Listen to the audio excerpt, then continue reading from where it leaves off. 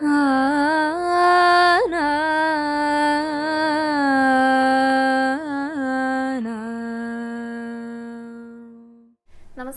Guruvayur devotees ഓൺലൈനിലേക്ക് ഏവർക്കും സ്വാഗതം. സർവം കൃഷ്ണമയം.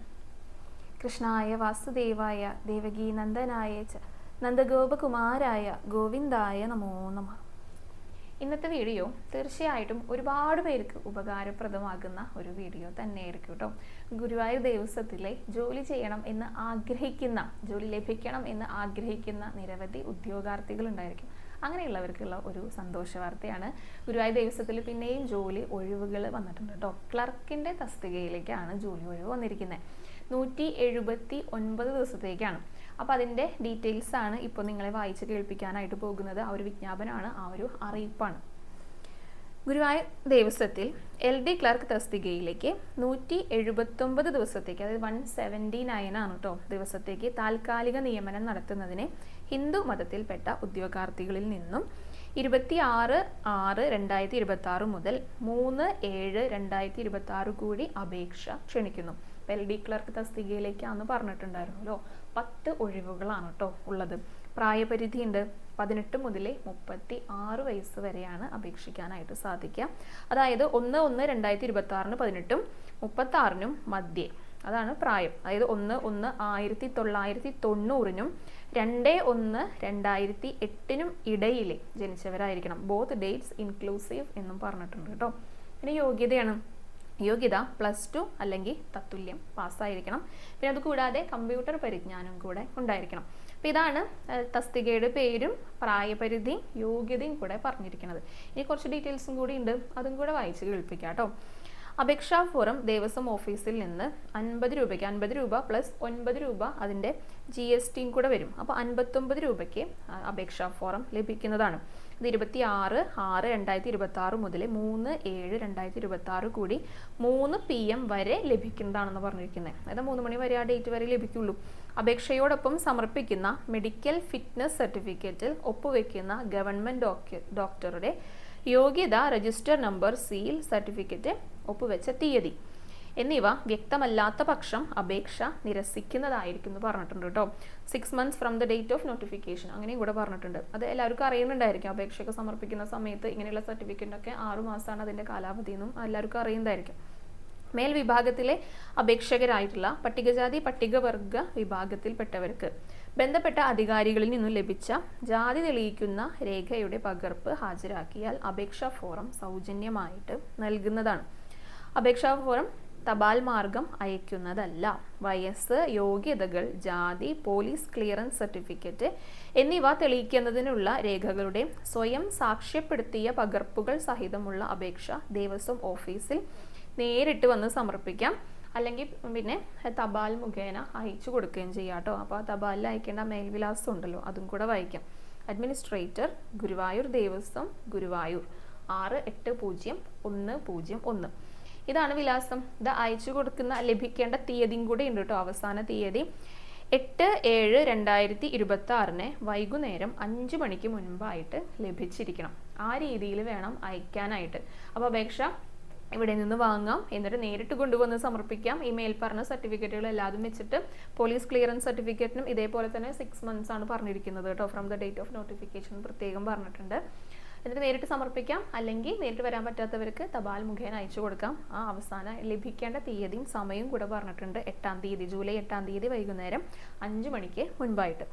പിന്നെ ദേവസ്വത്തിൽ നിന്നും നൽകുന്ന നിർദ്ദിഷ്ട ഫോറത്തിലല്ലാത്തതും മതിയായ രേഖകളില്ലാത്തതും അപൂർണവും അവ്യക്തവുമായതും യഥാസ്ഥാനത്ത് ഫോട്ടോ പതിക്കാത്തതും അതത് തസ്തികകളിലേക്ക് ആവശ്യമായ യോഗ്യതകളില്ലാത്തതും നിശ്ചിത സമയത്തിനു ശേഷം ലഭിക്കുന്നതുമായിട്ടുള്ള അപേക്ഷകൾ നിരുപാധികം നിരസിക്കുന്നതായിരിക്കും. അപ്പോൾ എല്ലാവരും ശ്രദ്ധിക്കുക അങ്ങനെയുള്ള കാര്യങ്ങളൊക്കെ.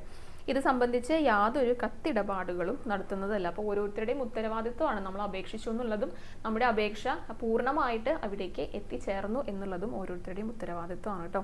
അപ്പോൾ വിശദ വിവരങ്ങൾക്ക് ഗുരുവായൂർ ദേവസ്വം ഓഫീസിൽ നിന്ന് നേരിട്ട് വന്നിട്ട് കാര്യങ്ങൾ ചോദിച്ചറിയാം. അല്ലെങ്കിൽ പിന്നെ ദേവസ്വത്തിൻ്റെ കോൺടാക്ട് നമ്പറിലും കൂടെ വിവരങ്ങൾ ചോദിച്ചറിയാവുന്നതാണ്. നമ്പർ ഒന്ന് പറയാം കേട്ടോ. 0487255635 അതാണ് ഗുരുവായൂർ ദേവസ്വത്തിൻ്റെ കോൺടാക്ട് നമ്പർ. പിന്നെ ഒരു കാര്യം കൂടെ പ്രത്യേകം പറഞ്ഞിട്ടുണ്ട്. മേൽ വിജ്ഞാപന പ്രകാരം അപേക്ഷിച്ച് തിരഞ്ഞെടുക്കുന്നവരെ 179 ദിവസത്തിന് ശേഷം പിരിഞ്ഞു പോകേണ്ടതും വീണ്ടും അപേക്ഷിക്കുമ്പോൾ 6 മാസത്തിന് ശേഷം മാത്രമേ അർഹതയുണ്ടാവുകയുള്ളൂ എന്ന നിബന്ധന കൂടിയുള്ള വിവരം അറിയിക്കുന്നു. ഇത്രയും കൂടെ പറഞ്ഞിട്ടാണ് വിജ്ഞാപനം അവസാനിപ്പിച്ചിരിക്കുന്നത് കേട്ടോ.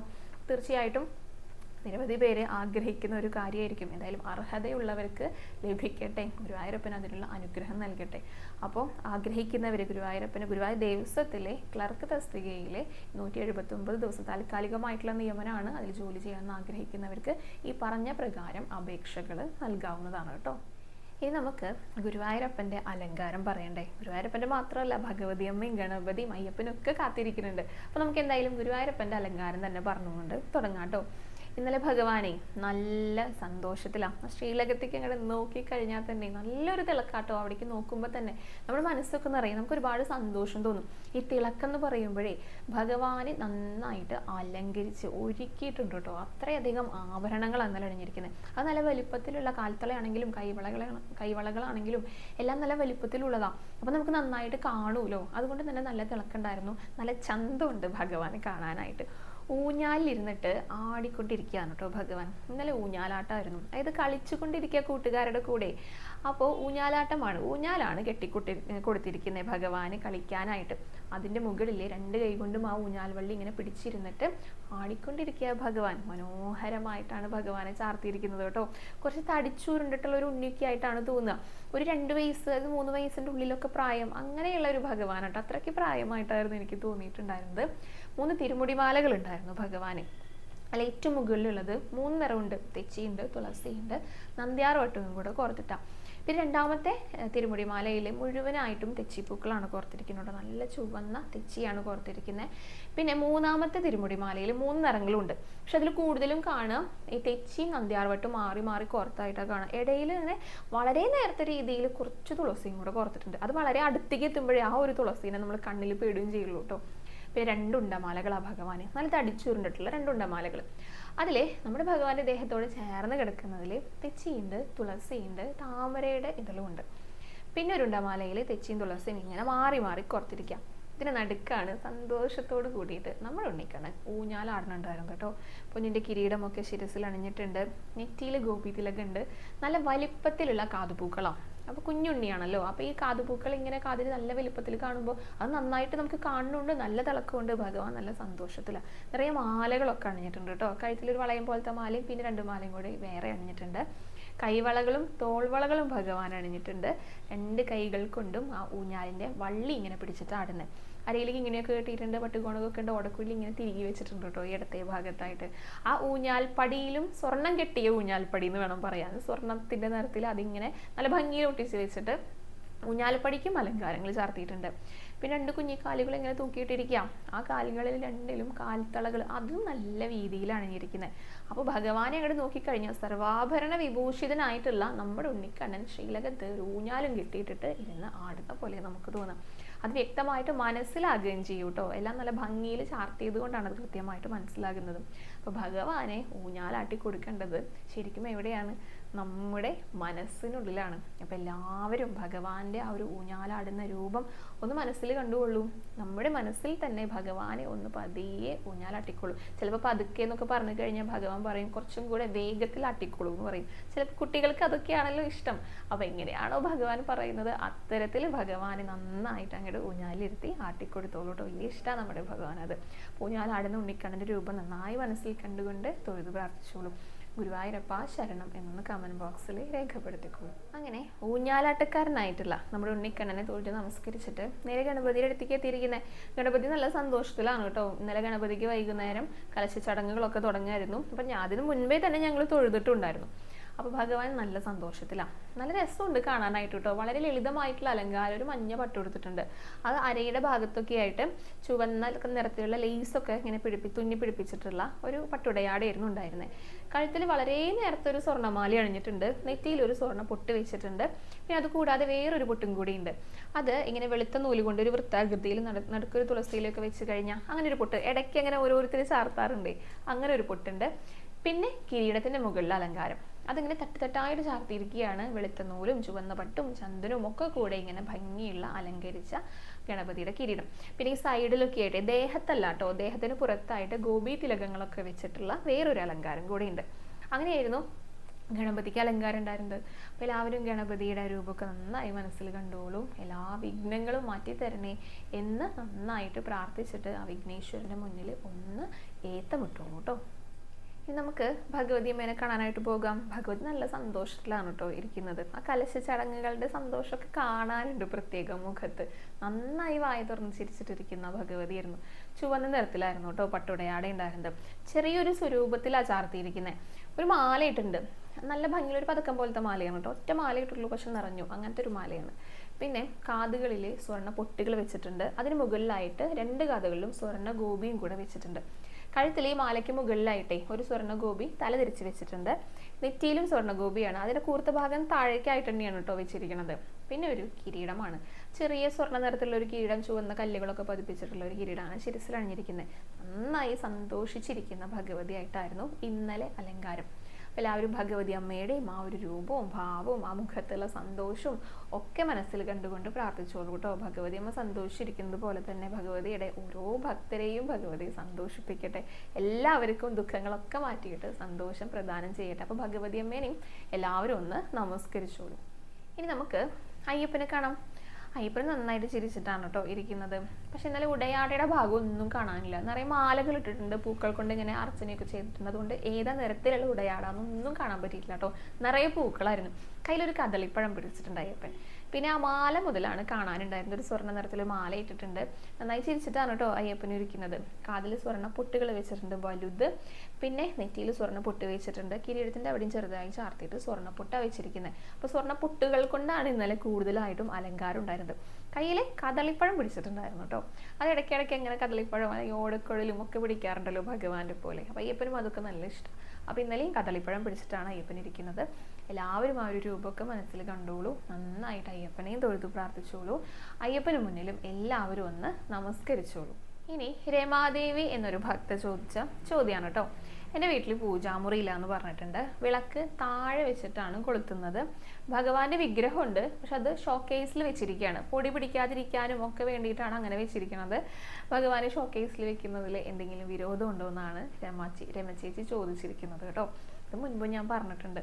നമുക്ക് എല്ലാവർക്കും ഉണ്ടല്ലോ, പലർക്കും പല രീതിയിലുള്ള സൗകര്യങ്ങളായിരിക്കും ഓരോരുത്തരുടെ വീട്ടിലും ഉണ്ടായിരിക്കാം. ചിലപ്പോൾ വലിയ വീടായിരിക്കും, അപ്പോൾ അതിനനുസരിച്ചുള്ള സൗകര്യങ്ങൾ ഉണ്ടായിരിക്കും. ഒരു പൂജാമുറി ഉണ്ടായിരിക്കും. അപ്പോൾ പിന്നെ തീർച്ചയായിട്ടും പൂജാമുറിയിലാണ് ഭഗവാൻ ഇരിക്കുക. പിന്നെ അതിനേക്കാളും കുറഞ്ഞ സൗകര്യങ്ങളുള്ള വീടുകൾ ഉണ്ടായിരിക്കും. അപ്പോൾ പൂജാമുറിക്കായിട്ടൊരു സെപ്പറേറ്റ് ഒരു ഭാഗം ഒന്നും ചിലപ്പോൾ ഒഴിച്ചിടാനായിട്ടുള്ള സൗകര്യങ്ങൾ ഉണ്ടായിരിക്കില്ല.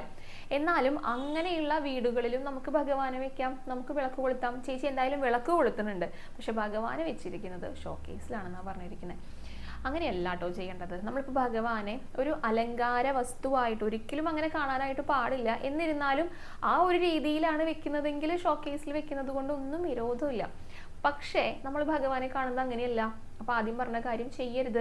ഇപ്പോൾ ഉള്ള സ്ഥലത്ത് ഒരു കുഞ്ഞു ടേബിളിൽ ഒരു അല്ലെങ്കിൽ ഒരു കുഞ്ഞു പീഠം അത് എവിടെ നിന്നെങ്കിലും സംഘടിപ്പിച്ചിട്ട് അവിടെ വെക്കൂ ഭഗവാനെ, പുറത്ത് വെക്കൂ. എന്നിട്ട് ഭഗവാന്റെ മുന്നിൽ വിളക്ക് കൊളുത്തു. അപ്പോഴല്ലേ നമ്മൾ എന്തിനാ ഭഗവാനെ വെക്കുന്നത്? നമ്മൾ ഭഗവാന്റെ അടുത്ത് വിഷമങ്ങൾ പറയാനായിട്ട്, സങ്കടങ്ങൾ പറയാനായിട്ട്, നമ്മുടെ സന്തോഷങ്ങൾ പറയാനായിട്ട്, നമ്മുടെ കൂടെ എപ്പോഴും സംരക്ഷിച്ചുകൊണ്ടിരിക്കുന്ന ആ ഭഗവാനെയല്ലേ നമുക്ക് വേണ്ടത്. അപ്പോൾ നമ്മൾ എന്നും വിളക്ക് കൊളുത്തുമ്പോൾ എന്താണ്, ഭഗവാൻ ഇങ്ങനെ ഓപ്പൺ ആയിട്ടുള്ളൊരു സ്ഥലത്താണ് ഇരിക്കുന്നത്. ആ ഭഗവാന്റെ ചൈതന്യം എല്ലായിടത്തേക്കും ലഭിക്കും. പക്ഷെ ഇങ്ങനെ ചില്ലുകൂട്ടിൽ അടച്ച ഒരു അവസ്ഥ അങ്ങനെയല്ലേ വരിക ഷോക്കേസിലൊക്കെ വെച്ച് കഴിഞ്ഞാൽ. ഷോക്കേസിൽ നമ്മൾ എന്തൊക്കെയാ വെക്കുക? ഷോക്കേസ് എന്നാണ് അതിനെ പറയണത് തന്നെ. ഇത് കാഴ്ചയ്ക്കുള്ള വസ്തുക്കൾ മാത്രമേ അതിനുള്ളിൽ വെക്കാറുള്ളൂ. അപ്പോൾ ഭഗവാൻ അങ്ങനെ കാഴ്ച വസ്തു അല്ലല്ലോ. നമുക്ക് ജീവനുണ്ട് ഭഗവാന് എന്നുള്ള രീതിയിൽ നമ്മളിപ്പോഴും പ്രാർത്ഥിക്കുക. അപ്പോൾ ജീവനുള്ള ഭഗവാനായിരിക്കണമെങ്കിൽ ജീവനുള്ള ഒന്നിനെയും നമ്മൾ ഷോക്കേസിൽ വെക്കില്ല.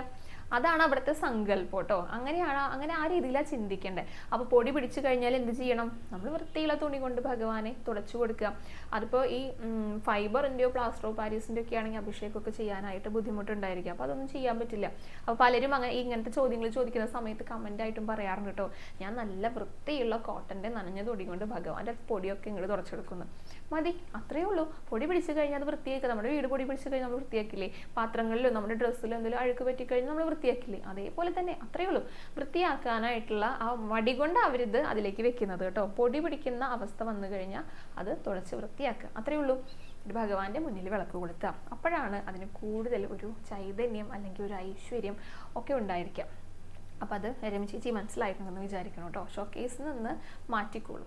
ഇനി ഞാനൊരു അനുഭവം വായിച്ച് കേൾപ്പിക്കാം കേട്ടോ. ഇത് ഞാൻ മുൻപ് ഒരു ദിവസം വീഡിയോ ചെയ്തിട്ടുണ്ടായിരുന്നു. അതായത് നമുക്ക് ആവശ്യമുള്ള സമയത്താണ് ഭഗവാന്റെ അനുഗ്രഹങ്ങൾ നമ്മൾക്ക് ലഭിക്കുക എന്നുള്ളത്. ഇപ്പോൾ ഒരു പണത്തിന് ആവശ്യം വന്നിരിക്കുന്ന സമയത്ത് വേറെ എവിടെ നിന്നും ലഭിക്കുന്നില്ല, അങ്ങനെ നമുക്ക് എവിടെയും ചോദിക്കാനില്ല, അങ്ങനെ ഒരു ഘട്ടം വരുമ്പോഴും ഏതെങ്കിലും ഒരു വഴി കൂടെ ഭഗവാൻ അത് എത്തിച്ചു തരും. അതാണ് ഭഗവാന്റെ അനുഗ്രഹം. അത്തരത്തിലുള്ള ഒരു അനുഭവമാണ് കേട്ടോ. അത് മാത്രമല്ല, വേറൊരു അനുഗ്രഹം കൂടെ ഭഗവാൻ അവർക്ക് നൽകിയിട്ടുണ്ട്. ജിഷ പ്രമോദ് എന്ന് പറഞ്ഞിട്ടുള്ള ഭക്ത എഴുതിയിട്ടുള്ള ഒരു അനുഭവമാണ് ആശി. ഞാനും എൻ്റെ ഒരു അനുഭവം പറയട്ടെ എന്നാണ് തുടങ്ങിയിരിക്കുന്നത് കേട്ടോ. ഞങ്ങളുടെ കല്യാണം കഴിഞ്ഞിട്ട് 10 വർഷം കഴിഞ്ഞിട്ടുണ്ടായിരുന്നു. ഞങ്ങൾക്ക് കുട്ടികളുണ്ടായിരുന്നില്ല. അങ്ങനെ IVF-ലൂടെ ഞങ്ങൾക്കൊരു മോള് ജനിച്ചു. അതുകൊണ്ട് തന്നെ സാമ്പത്തികമായിട്ട് വളരെ ബുദ്ധിമുട്ടിലായിരുന്നു. കല്യാണം കഴിഞ്ഞപ്പോൾ തന്നെ ഒരു കുട്ടി ഉണ്ടായി. ചോറൂണ് ഗുരുവായൂരിൽ നിന്ന് നടത്തണമെന്ന് ആഗ്രഹം ഉണ്ടായിരുന്നു. ഞങ്ങളുടെ വീട് വടകരയാണ്. എല്ലാവരെയും കൂട്ടി ഒരു വണ്ടി വിളിച്ച് വരണമെങ്കിൽ ഒരു 10,000 രൂപയെങ്കിലും വേണം. ഇപ്പോഴത്തെ അവസ്ഥയിൽ ഞങ്ങൾക്കത് നടക്കില്ലായിരുന്നു. അപ്പോൾ ഞാൻ കണ്ണനോട് പറഞ്ഞു, എൻ്റെ കണ്ണാ, അങ്ങ് എൻ്റെ മോളുടെ ചോറൂണ് അവിടെ നടത്താനാണ് ആഗ്രഹിക്കുന്നതെങ്കിൽ എനിക്ക് എന്തെങ്കിലും ഒരു വഴി കാണിച്ചു തരണം.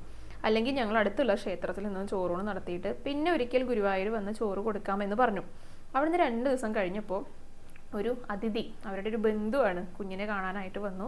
അവരന്ന് 10,000 രൂപ കുഞ്ഞിനെ കൊടുത്തു. എൻ്റെ കുഞ്ഞിനെ ഗുരുവായൂരിൽ നിന്ന് തന്നെയാണ് ചോറ് കൊടുക്കാൻ കണ്ണൻ ആഗ്രഹിക്കുന്നത് എന്നും പറഞ്ഞ് ആ പൈസ അവർക്ക് കൊടുത്തു. അപ്പോൾ തന്നെ ഞാനതെടുത്ത് മാറ്റി വെച്ചു. എനിക്ക് പറഞ്ഞറിയിക്കാൻ പറ്റാത്ത സന്തോഷമായിരുന്നു. അങ്ങനെ ഫെബ്രുവരി 6-ന് ഞങ്ങളുടെ മകളുടെ ചോറൂണ് നടത്തി. കൃഷ്ണ ഗുരുവായൂരപ്പ എന്നാണ് പറഞ്ഞിരിക്കുന്നത്. എന്നും പറയാറുള്ള സെയിം ഡയലോഗ്.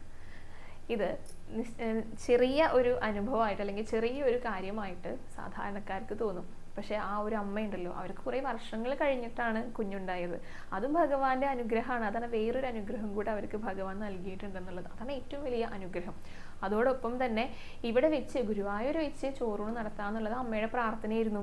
ആ പ്രാർത്ഥന ഭഗവാൻ കേട്ടു. നമ്മളിപ്പോൾ മനസ്സിൽ വിചാരിക്കേ വേണ്ടൂ, അത് അവിടെ രജിസ്റ്ററിൽ എഴുതി വെച്ചിട്ടുണ്ടായിരിക്കും നമ്മുടെ മനസ്സിലുള്ള ഓരോരോ ആഗ്രഹങ്ങളും. പിന്നെ അത് നടത്തി കൊടുക്കുക എന്നുള്ളത്, അത് ഭഗവാന്റെ ഭക്തയുടെ അല്ലെങ്കിൽ ഭക്തന്റെ ഒരു ആഗ്രഹം നടത്തി കൊടുക്കുക എന്നുള്ളത് അത് ഭഗവാന്റെ കടമയും കൂടിയാണല്ലോ. അപ്പം അതിനുള്ള വഴിയും ഭഗവാൻ തന്നെ കാണിച്ചു കൊടുത്തു. കാരണം അവർക്കൊരു നിവൃത്തി ഉണ്ടായിരുന്നില്ല. അപ്പോൾ ആവശ്യമുള്ള സമയത്ത് അവർക്ക് ഉപകരിക്കുന്ന രീതിയിലുള്ള പണം ഗുരുവായൂരപ്പൻ ആ ബന്ധു മുഖേന എത്തിച്ചു കൊടുത്തു. അല്ലെങ്കിൽ ആ ബന്ധുവിനെ അന്ന് കാണാൻ വരേണ്ട ആവശ്യമില്ല, ആ സമയത്ത് അവർക്ക് അത് നൽകേണ്ട ആവശ്യമില്ല. പക്ഷെ അത് തോന്നിപ്പിച്ചത് ഭഗവാനാണ്. അതാണ് പറയുന്നത്, ഭഗവാനിൽ സമർപ്പിച്ചു കഴിഞ്ഞാൽ ഭഗവാനിൽ ഭക്തി ഉണ്ടാകുക എന്ന് മാത്രമല്ല കേട്ടോ. ഞാൻ ഭഗവാനെ പ്രാർത്ഥിക്കുന്നുണ്ട്, ഞാൻ തൊഴാൻ പോകുന്നുണ്ട്, ഞാൻ ഭക്തരാണ്, അങ്ങനെയല്ല. എല്ലാ കാര്യങ്ങളും ഭഗവാനോട് പറയുക, എല്ലാം ഭഗവാനിൽ സമർപ്പിക്കുക. നമ്മളല്ല ഒന്നും ചെയ്യുന്നത്, എല്ലാം ഗുരുവായൂരപ്പനാണ് ചെയ്യുന്നതെന്നൊന്ന് വിചാരിച്ചു നോക്കൂ. നമ്മൾക്ക് ചെയ്യാൻ പറ്റുന്നതിലും ഏറ്റവും മികച്ച രീതിയിൽ ഗുരുവായൂരപ്പൻ ആ ഒരു കാര്യം നമുക്ക് ചെയ്ത് കാണിച്ചു തരും. അത് പല വിധത്തിൽ പല തരത്തിൽ പല ആളുകൾക്കൊക്കെയാണ് പല സന്ദർഭങ്ങളിൽ അനുഭവമായിട്ട് ലഭിക്കുക. അനുഭവം ഉണ്ടാകാനായിട്ട് നമ്മൾ എപ്പോഴും ഭഗവാന്റെ അടുത്ത് പ്രാർത്ഥിക്കുകയാണ് വേണ്ടത്. ഭഗവാനെ എപ്പോഴും കൈ മുറുകെ പിടിച്ചിട്ട് കൂടെ കൊണ്ട് നടക്കുക. ഭഗവാൻ വരും, തീർച്ചയായിട്ടും വരും. ഭഗവാൻ എൻ്റെ കൂടെ വരണം കേട്ടോ, ഞാൻ ഇന്ന സ്ഥലത്തേക്ക് പോകുകയാണ്, ഞാൻ ഇന്ന കാര്യങ്ങൾ ചെയ്യാൻ പോവുകയാണ്, കൂടെ വരണം കേട്ടോ എന്ന് പറഞ്ഞാൽ ഭഗവാൻ വരും. ഒരു സംശയമില്ലാത്ത കാര്യമാണ് കേട്ടോ. അപ്പോൾ ആ വിശ്വാസം ഉണ്ടല്ലോ, അതാണ് ഏറ്റവും പ്രധാനപ്പെട്ട കാര്യം. അടുത്തത് മീനാക്ഷി അയ്യർ എന്നൊരു ഭക്ത ചോദിച്ച ചോദ്യമാണ് കേട്ടോ. അവർ ഇംഗ്ലീഷിലാണ് ടൈപ്പ് ചെയ്തിരിക്കുന്നത്. മലയാളം പറഞ്ഞു കഴിഞ്ഞാൽ തീർച്ചയായിട്ടും മനസ്സിലാകുന്നുണ്ടായിരിക്കും, പക്ഷെ ടൈപ്പ് ചെയ്യാൻ അറിയാത്തതുകൊണ്ടായിരിക്കും. അവർ ചോദിച്ചിരിക്കുന്ന ചോദ്യം, കേരളത്തിൽ ഒരു വീട് വെക്കണം എന്നാണ് ആഗ്രഹം. തീർച്ചയായിട്ടും ഗുരുവായൂരപ്പൻ്റെ ഭക്തയാണ്, അപ്പോൾ ഗുരുവായൂർ തന്നെ ആയിരിക്കും. പ്രത്യേകം പറഞ്ഞിട്ടില്ല കേട്ടോ, കേരളത്തിൽ വീട് വെക്കണം എന്നാണ് ആഗ്രഹം പറഞ്ഞിരിക്കുന്നത്. അപ്പോൾ അതിനെ എന്ത് വഴിപാടാണ് ചെയ്യേണ്ടത്, ഏത് ദശകമാണ് വായിക്കേണ്ടതെന്നും കൂടെ ചോദിച്ചിട്ടുണ്ട്. ഒരു വീട് വെക്കുക എന്നൊക്കെ പറയുമ്പോൾ എല്ലാവരുടെയും സ്വപ്നമാണ് ഒരു സ്വന്തമായിട്ടൊരു വീട്. ഒരു കുഞ്ഞു വീടാണെങ്കിലും സ്വന്തമായിട്ടൊരു വീടെന്ന് പറയുന്നത് സ്വപ്നമാണ്. അപ്പോൾ അതിന് വേണ്ടിയിട്ട് വഴിപാട് ആയിട്ട് ചെയ്യണമെങ്കിൽ 2 തരത്തിലുള്ള കാര്യങ്ങൾ ഇവിടെ കൂടുതലായിട്ടും ചെയ്യാറുണ്ട്. ഒന്ന്, വീട് എടുത്ത് വെച്ചിട്ട് പ്രാർത്ഥിക്കുക. ആൾരൂപത്തിൻ്റെ അവിടെ വരിക, വീടെടുത്ത് വെക്കുക, പ്രാർത്ഥിക്കുക, അത് അവിടെ തന്നെ സമർപ്പിക്കുക. യഥാശക്തി ഒരു വഴിപാട് അവിടെ ഭണ്ഡാരത്തിൽ സമർപ്പിക്കുക, തുകയായിട്ട് സമർപ്പിക്കുക. പിന്നെ ഒന്ന് കൃഷ്ണനാട്ടമാണ്.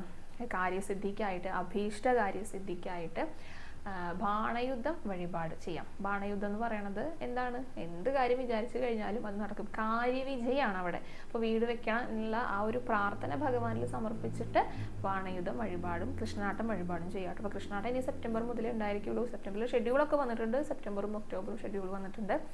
അപ്പോൾ മീനാക്ഷി കൈ കാണുന്നുണ്ടെങ്കിൽ, ചെയ്യാൻ ആഗ്രഹിക്കുന്നുണ്ടെങ്കിൽ തീർച്ചയായിട്ടും സെപ്റ്റംബറിലോ അല്ലെങ്കിൽ ഒക്ടോബറിലോ വരാൻ സാധിക്കുന്ന സമയത്ത് ബാണയുദ്ധം കൃഷ്ണനാട്ടം വഴിപാട് ബുക്ക് ചെയ്തോളൂ കേട്ടോ. ഒപ്പം തന്നെ വീടെടുത്ത് വെച്ചിട്ട് പ്രാർത്ഥിക്കുകയും ചെയ്യാം. നന്നായിട്ട് പ്രാർത്ഥിക്കണം. വഴിപാട് ഭഗവാന് സമർപ്പിച്ച് ഇനി ഭഗവാൻ നോക്കിക്കൊള്ളുന്നല്ല കേട്ടോ. നമ്മുടെ പ്രാർത്ഥനയുണ്ടല്ലോ, പ്രാർത്ഥനയ്ക്കാണ് എപ്പോഴും ശക്തി. അപ്പോൾ നന്നായിട്ട് പ്രാർത്ഥിക്കുക, ഒപ്പം തന്നെ ഭഗവാന് വഴിപാടും സമർപ്പിക്കുക. അപ്പോൾ ഇത്രയൊക്കെ കാര്യങ്ങളാണ് ഇന്നത്തെ വീഡിയോയിൽ ഉൾക്കൊള്ളിച്ചിരിക്കുന്നത്. തീർച്ചയായിട്ടും എല്ലാവർക്കും ഉപകാരപ്രദമാകുമെന്ന് കരുതുന്നു. ഇന്നത്തെ വീഡിയോ ഇവിടെ അവസാനിക്കുകയാണ്. കൂടുതൽ വിശേഷങ്ങളും അലങ്കാരമൊക്കെ ആയിട്ട് നാളത്തെ വീഡിയോയിൽ കാണാം. ഹരേ കൃഷ്ണ, ഹരേ ഗുരുവായൂരപ്പ.